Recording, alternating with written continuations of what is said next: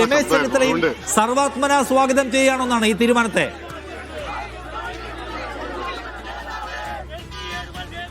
അക്കാര്യത്തിലാണ് ചെറിയ പ്രശ്നങ്ങളുള്ളത്. അതായത് രമേശ് ചെന്നിത്തലയ്ക്ക് ഇക്കാര്യത്തിൽ വലിയ അതൃപ്തി ഉണ്ട് എന്നാണ് അദ്ദേഹവുമായി ബന്ധപ്പെട്ട കേന്ദ്രങ്ങൾ പറയുന്നത്. ഇതുവരെ അദ്ദേഹം മാധ്യമങ്ങളെ കാണാൻ തയ്യാറായിട്ടില്ല.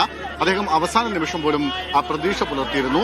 ഏതെങ്കിലും തരത്തിൽ ഏറ്റവും സീനിയറായ ഒരു നേതാവ് എന്ന നിലയ്ക്ക് തന്നെ പരിഗണിക്കും. കാരണം വി ഡി സതീശിനേക്കാളും ഒപ്പം കെ സി വേണുഗോപാലിനേക്കാളും ഒക്കെ സീനിയറായ ആള്, അദ്ദേഹത്തിനൊപ്പം രാഷ്ട്രീയത്തിൽ വന്നവരൊക്കെ വിവിധ സംസ്ഥാനങ്ങളിൽ മന്ത്രിമാരോ അല്ലെങ്കിൽ കേന്ദ്രമന്ത്രിമാരോ ഒക്കെ ആയിട്ടുണ്ട്, മുഖ്യമന്ത്രിമാരൊക്കെ ആയിട്ടുണ്ട്.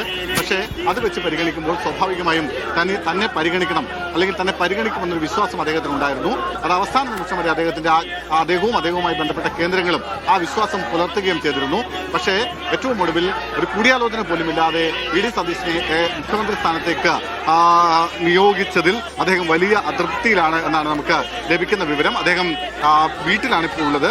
എന്തായാലും 4 മണിക്ക് ഇവിടേക്ക് KPCC ഓഫീസ് ആസ്ഥാനത്തേക്ക് എത്തും എന്നാണ് നമ്മൾ പ്രതീക്ഷിക്കുന്നത്. അദ്ദേഹവുമായി ബന്ധപ്പെട്ട കേന്ദ്രങ്ങളോട് സംസാരിക്കുമ്പോൾ നിയമസഭാ കക്ഷി സമ്മേളനത്തിൽ അദ്ദേഹം പങ്കെടുക്കും. കാരണം അതിനപ്പുറത്തേക്ക് ശക്തമായ കടുത്ത തീരുമാനത്തിലേക്ക് പോകാൻ സാധ്യതയില്ല.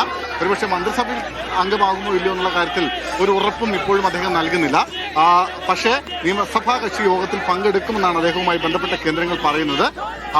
എന്തായാലും അദ്ദേഹത്തിന് അതൃപ്തിയുണ്ട്, വലിയ അതൃപ്തിയുണ്ട്. അത് അദ്ദേഹം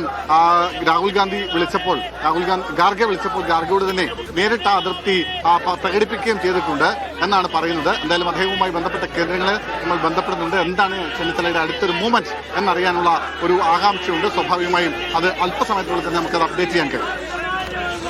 ശരി, എന്തായാലും രമേശ് ചെന്നിത്തല ഈ കാര്യത്തിൽ ഒരു നീണ്ട പ്രൊട്ടസ്റ്റിലേക്ക് പോകാനുള്ള സാധ്യത എന്തുമാത്രം ഉണ്ട്?